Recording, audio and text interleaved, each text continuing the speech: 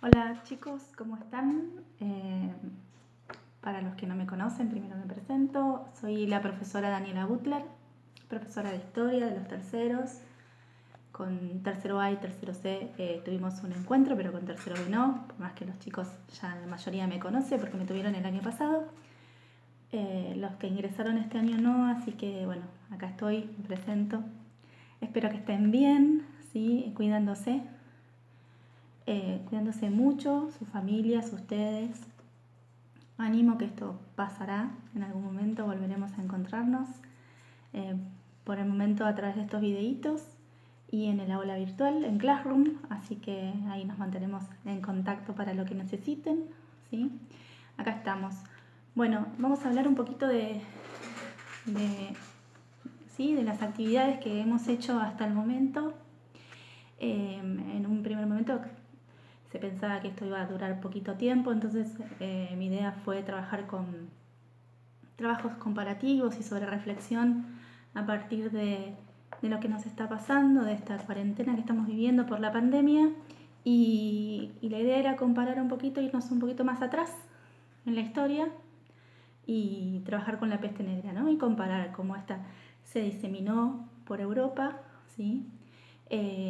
Cómo fue el contagio, las consecuencias que trajo y comparar un poquito el momento que estamos viviendo nosotros ahora. Esta fue la idea en un principio de reflexionar sobre estas cuestiones, los cuidados que nosotros tenemos que tener, cuidándonos mucho y también, ¿sí? en esos momentos, en el siglo XIV, como el desconocimiento y la ignorancia, también esto afectaba a las personas y a la población de Europa. Bueno, ahora nosotros a partir de esta clase, ¿sí? Vamos a trabajar con un tema propio de tercer año. El primer tema que vamos a dar, propio de tercero, va a ser el absolutismo monárquico, ¿sí? Y este tema, el absolutismo, como la palabra lo dice, absoluto, ¿no? El todo, ¿sí? La concentración del todo. ¿Y esto qué quiere decir? Monárquico, de monarquía. En Europa entre los siglos XVI y XVII, saliendo ya de la Edad Media, entramos en esta Edad Moderna y los reyes van a empezar a tomar el control, ¿sí? de Europa. Antes estaba repartida entre los señores feudales y ahora los reyes vuelven a tener este control. Pero ¿sí? va a surgir la figura de este monarca absoluto, bien, que como dice la palabra, como dice esta definición, va a concentrar todo el poder. Y una de las figuras más emblemáticas de este periodo es Luis XIV, el Rey Sol, se lo llamaba el Rey Sol, y va a ser el monarca absoluto por excelencia, donde él representaba el Estado de Francia. Él decía, Francia soy yo, ¿sí? El Estado soy yo. Y él tenía todos los poderes, legislativos, ejecutivos y judiciales, ¿sí? Y esto era la concentración del poder. Ahora, ¿cómo llevaba adelante todas estas funciones? Entonces creó una serie de funcionarios que estaban a su cargo, esto se llama burocracia estatal, que estos funcionarios seguían sus órdenes, pero él era el que decidía, ¿sí? Nadie podía decidir por él. Él daba las órdenes y otros las ejecutaban. Esta figura fue muy importante, ¿sí? Luis XIV llevó el esplendor a Francia, ¿bien? Y también él se aseguró, si se acuerdan un poquito de la Edad Media, que los que tenían el poder eran los señores feudales. Él se aseguró que estos señores feudales, que eran todos nobles, ¿sí? Lo que quiso este rey Luis XIV de asegurarse que estos señores feudales perdieran el poder, para él poder concentrarlo. Entonces, una de las acciones que inició fue formar la corte real, ¿sí? Se rodeó de todos estos nobles, pero cerca de él, o sea, vivían en su palacio, en el Palacio de Versalles. Entonces ahí tenía controlada la corte, ¿bien? A todos estos nobles. y así los alejaba de sus lugares, de sus casas, de sus pueblos, ¿sí? De sus regiones, que ellos donde tenían el poder, y al tenerlos cerca, ellos perdían el poder, ¿sí? Porque él los podía controlar.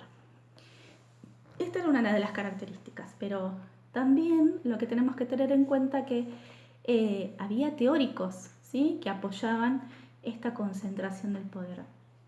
Y uno de estos teóricos fue un obispo, ¿bien?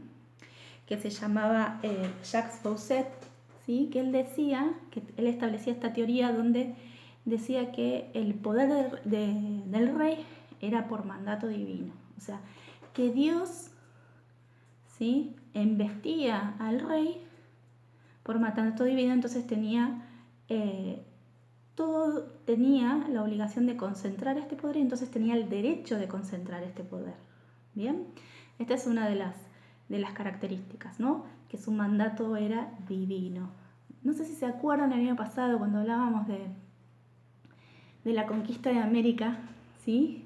Que también hablábamos de esto, que por qué el Papa, ¿sí? A través de las bulas y a través de las capitulaciones de Santa Fe y todo esto concedía, ¿se acuerdan? A los reyes católicos, ¿sí? A través de este mandato divino, porque es el representante de Dios en la tierra, le concedía, ¿sí? Poder apropiarse de las tierras por descubrir, por conquistar, en este caso América, pero que para poder tener esto, ¿se acuerdan que tenían que hacer los españoles? ¿Sí? Era evangelizar, ¿sí? Que la condición para poder quedarse con esas tierras era evangelizar. Pero esta decisión, como el Papa tomaba, de poder cederle las tierras por conquistar, ¿bien? A todos los reyes católicos. Lo hizo con los españoles y también con los portugueses, ¿bien? Entonces estas teorías no estaban tan lejos de lo que se pensaban en estos tiempos. En este caso era un papa, con la conquista española eran los papas, los que eran los representantes de Dios en la tierra, pero en este caso, siglo XVI y XVII, estamos hablando de que eran los reyes, ¿sí? Los reyes eran los representantes de Dios sobre la tierra. Y esta sociedad que forma Europa, tenemos que se acuerdan que cuando hablamos del Imperio Romano, que hablamos de privilegiados y no de privilegiados, en la Edad Media lo mismo, ¿sí? No va a cambiar, va a seguir siendo una sociedad estamental. Y sobre todo en Francia se vaya a hablar de los 3 estados, de acá estamentos, ¿sí? Y va a estar dividida en estos, si nosotros pensamos en una pirámide, como hacemos siempre para representar a la sociedad, va a haber una sociedad con privilegiados y no privilegiados. Como siempre, la nobleza y el clero, ¿sí? Son los privilegiados y el resto del pueblo son los no privilegiados, ¿sí? Aunque tengan dinero, aunque algunos sean comerciantes y demás, que tienen fortunas, pero siguen sin tener privilegios, porque no son de la nobleza, ¿sí? Pero esto les contaba, el absolutismo se da en Europa. Pero hay un país de Europa que va a tener un periodo de absolutismo, pero va a haber una revolución, ¿sí? Que se llama la Revolución Gloriosa de 1688, a finales del siglo XVII, que en realidad lo que va a surgir de acá es donde el pueblo, ¿sí? En realidad no es el pueblo, son los lores, se va a levantar y va a levantarse en revolución para protestar contra el rey. Y lo que hacen es armar esta revolución, ¿sí? Donde pueden, ¿sí? Le ponen límites al rey y le hacen firmar una carta de derechos, ¿sí? Donde acá se establece la monarquía parlamentaria, ¿sí? Entonces, al mismo tiempo que en Europa se establecen las monarquías absolutas y el rey es el que tiene absoluto poder, en Inglaterra, ¿sí? A pesar de ser un país europeo, esto no va a pasar, ¿bien? Va a terminar con este tipo de monarquías y va a surgir una monarquía parlamentaria. Y esto después va a traer esta situación de monarquía parlamentaria y va a tener consecuencias, y estas consecuencias van a ser por partes buenas, ¿sí? Sobre todo económicas y sociales, porque va a abrir a Inglaterra a que la sociedad, entre otras cosas, avance, ¿sí? En lo económico, en lo político y en lo social. En el resto de Europa no, esto no va a pasar, ¿sí? Sobre todo en la sociedad. Por ejemplo, Francia decíamos que había sido un país poderoso con este rey Luis XIV, pero socialmente siempre va a haber clases relegadas, que generalmente es la mayoría de la población, campesinos, gente que no es noble, que no tiene título de nobleza, entonces estos siempre van a estar relegados, ¿sí? Por ahora vamos a terminar ahí, ¿sí? Porque yo les voy a enviar una actividad donde vamos a hablar un poquito de las características del absolutismo monárquico y de la monarquía parlamentaria para que ustedes puedan reflexionar y comparar sobre esto, y también, ¿sí? Buscar y pensar sobre cómo en la actualidad esto, sobre todo en Europa, que todavía tenemos regímenes monárquicos. Inglaterra sigue con esta monarquía parlamentaria, ¿sí? Pero cómo cambia, ¿sí? Y cómo es esto. Siguen con monarquía, pero votan, por ejemplo, ¿sí? Pero la cabeza, ¿sí? El jefe de Estado sigue siendo, en este caso en Inglaterra, la reina.